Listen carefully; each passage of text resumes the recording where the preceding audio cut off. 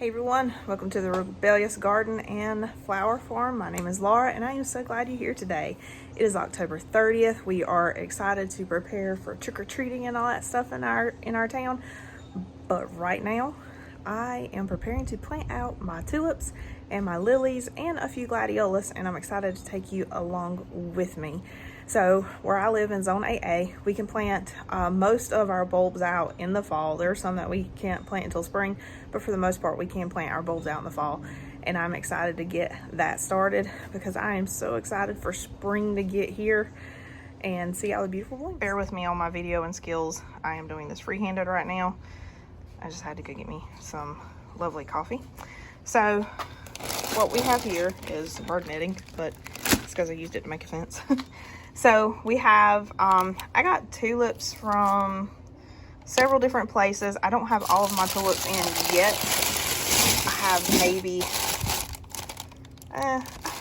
not quite half of them in, because I think I have like almost 400 tulips, which don't sound like a lot for a flower farm, but because of the small space I work in, we have to get creative, and that's all that I could fit in the area.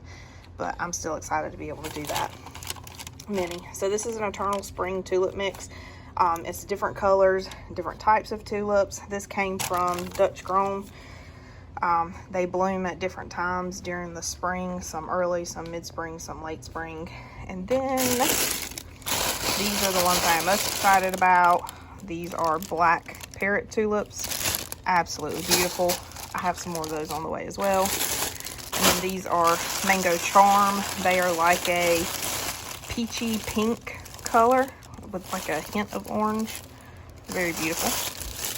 Those all came from Dutch grown, and those are all for the tulips that I'm planting out today, because these are all that I have.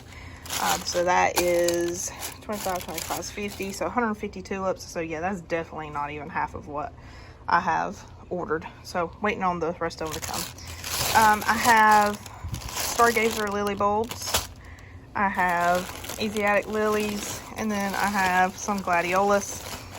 I have a lot more gladiolus in the house, but I'm just planting these out today. I'll probably plant some more out next week. So what I've done, I have created my labels that I'm going to put in the ground, and I am still working to finish preparing my beds. I need to add some more dirt, but I just wanted to share this with you. So I'm going to take you and my coffee and head to the backyard. Keep the new garden beds. Yeah, so we talked my husband into building me a couple more.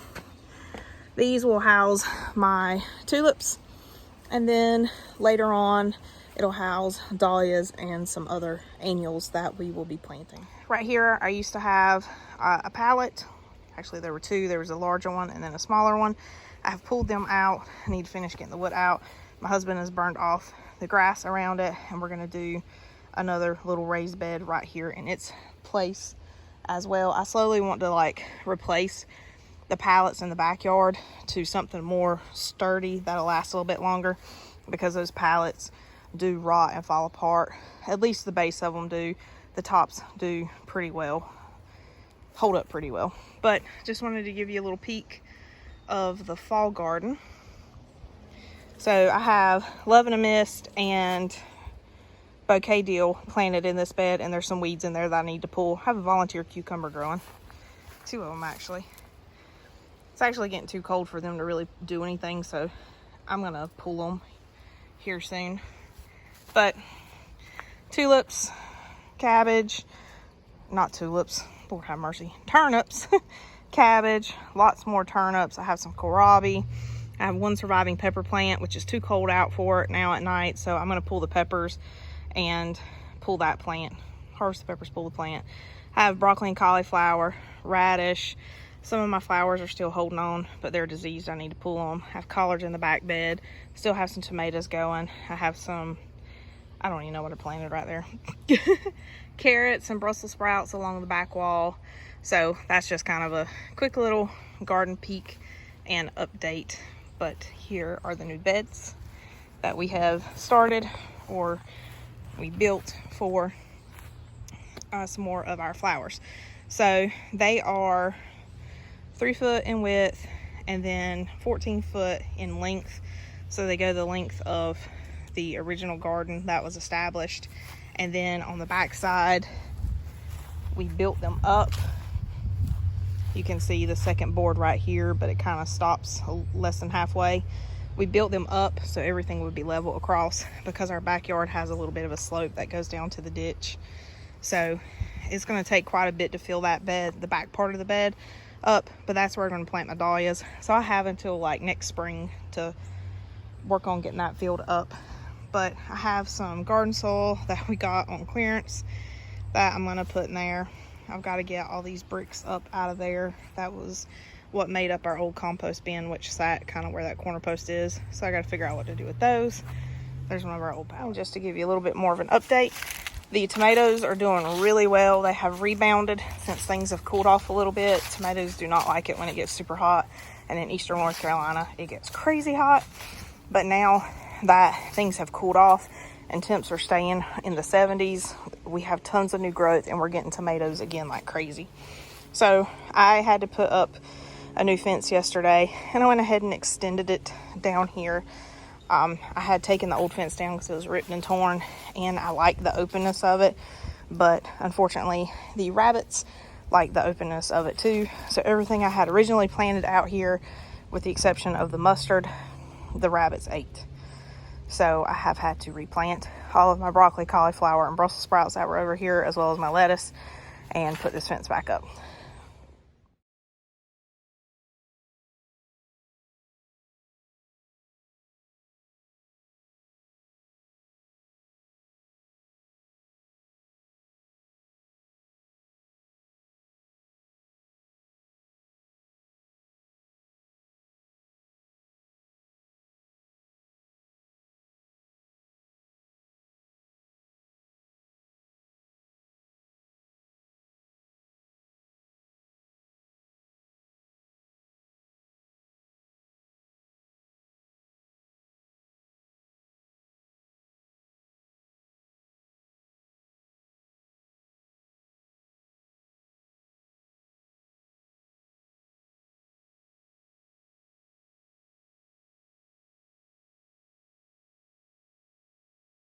So these beds are, what did I say, 3 foot wide by 14 foot long. So they go in line with the beds that are right next to us. Even though they're a little bit shorter, they just go the length of the whole garden. And it has a varying depth because of the slope in our yard. And my husband put at the 7 foot mark, put this board here just to kind of stabilize, because we did use a solid 14 foot board. So he just put this in the middle just to give it a little bit of stabilization. So they are, I think, 21 inches apart from each other. So there's a 21-inch space between the beds. I figured that'd be plenty of room to walk. That's how when we did the back border on the other garden, that's how far we put the spacing there, and it worked out pretty well. So I have squeezed myself in between here, which it is just enough room for me to sit. See? Put you down right here. Okay, so this is where we are going to plant our tulips. I'm going to start with the Eternal Spring Mix, which I am super stoked about. Okay, these bulbs came from Dutch Grown, I believe. So when planting tulips, I've only ever planted these like for landscaping. I've never planted them for growing for cut flowers, but I've learned a lot over the past year about growing for cut flowers, and I actually learned why when I went, Lord, I say actually a lot. I learned why my tulips quit coming back after I cut the flower off of them. So tulips are, you know, like most bulbs, they would multiply from year to year, but in order for them to do so, you need to leave the foliage and stuff like that up there so they can build up their energy, soaking it up from the sun, soaking up the nutrients, all that good stuff, build up their energy and store it in their bulb. So in late winter, early spring, when they start to bloom, or not start to bloom, but start to grow, you'll have enough energy in the bulb to do so. But tulips excuse me, when you cut them for flowers, they do not do that. They do not want you to cut their flowers off because they won't let their flowers grow back a lot of times. That's my very non-scientific way of explaining it. A lot of times if you cut the flower off of a tulip, the flower will not grow back the next year. You may get green leaves, but you will not get a flower in most cases. So that, when you learn about that, kind of explains why when you try to buy a bouquet of tulips at the florist or the grocery store or from your local flower grower, why those cost a little bit more than your average flower bouquet, because farmers have to buy brand new flower bulbs every single year to plant for tulips. And when they harvest the tulip bulbs, sorry, trying to get my spacing, when they harvest their tulip bulbs, or excuse me, when they harvest the tulip flowers, they pull the bulb and everything out of the ground and often leave it attached to the flower until they get ready to make a bouquet with it, which helps the growers store the tulips in a cooler for a longer period of time, because the bulb is still feeding the flower during that time. But that's why a lot of times your bouquets with tulips in them cost a little bit more, because the farmers have to plant brand new bulbs every single year. So hopefully if you learn anything from this video, you'll learn that. And the cool thing about when you grow tulips for cut flowers is you don't have to worry about having them spaced so far apart, allowing for them to reproduce and stuff, because when you're planting them for cut flowers, you're going to pull the bulb, so you don't need room for the bulb to reproduce every year. So you can plant them a heck of a lot closer together. I'm going to go ahead and dump all these out. So there's 100 tulips in this bag, y'all. 100. Am I telling you right? Yes, 100. And I am planting them 6 inches deep. And I'm using what they call an egg carton pattern for my spacing. So there's about a finger width, so about that far apart, and I'll show you a little bit better, between each bulb, and that's all they really need. That bulb looks kind of sickly. We're gonna toss that one. So if you just kind of envision having an egg carton laying here in the garden, all the little spots that you would put eggs in, that's about how far apart the tulips are planted, and that's all they need, because I'll pull the bulbs up next year and I'll compost them when I remove them from the tulip flowers itself. So when you plant them in here, you have, let me grab a good one here, you have your bulb like this, and then you have your root right here on the bottom, and then pointy end. That's where your flower grows from. So you just stick it in the soil just like that, root end down, pointy end up. That way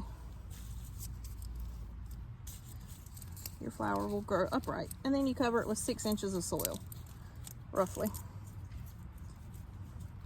That is my plan, at least. That is why I put that black mark right there. So I would know about how much dirt, how tall to pile my dirt on top of these. So I'm just going to go through and finish planting these and put a label in so I know where it starts and stops at, so I can differentiate between the different types of tulips I have planted, because I have tons of tulips. I do mean tons of them planted, not planted, but planning to plant when the rest of my bulbs get here, at least.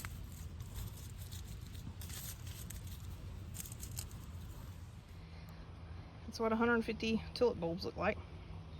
Like I said, this isn't even nearly half of what I have ordered. This is only what I have received so far in the mail, so hopefully the rest of my stuff will be here soon. But this half from here over this way, that's your Eternal Spring mix. And then from that piece of wood right there, coming across and back, mango charm, and the ones forward to right here are the black parrot. So there's 25 of those, 25 of those, and technically 99 of these because one bulb was really damaged and sickly looking, so I didn't plant it. But that is 150 bulbs, and now I'm going to cover them with 6 inches of dirt.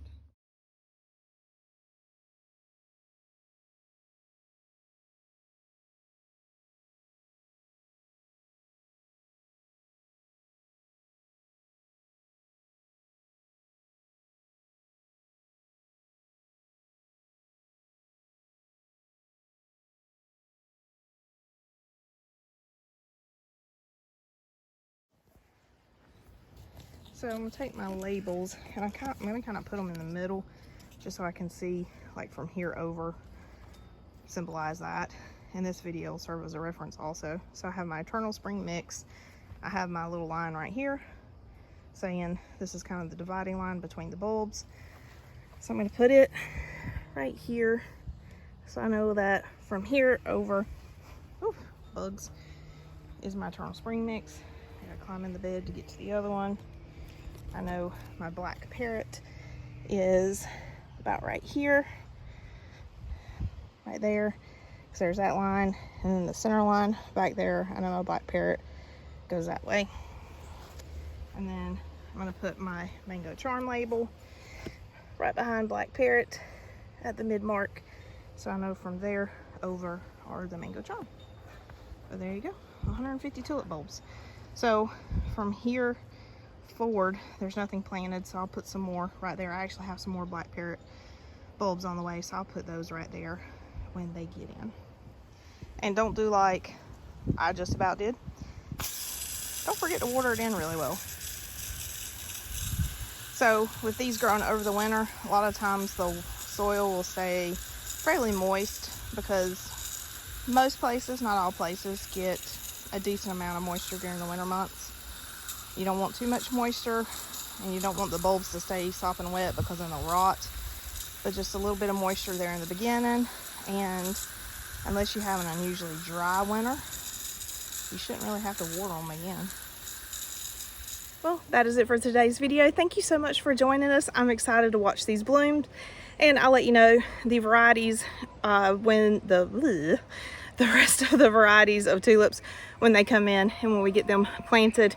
And I'm pointing to the back, but to the front of this box back there's where my dahlias will go. So I might overwinter something there, we'll see. But thank you so much for joining me. I hope you have a blessed day, and I hope you come back to see me again.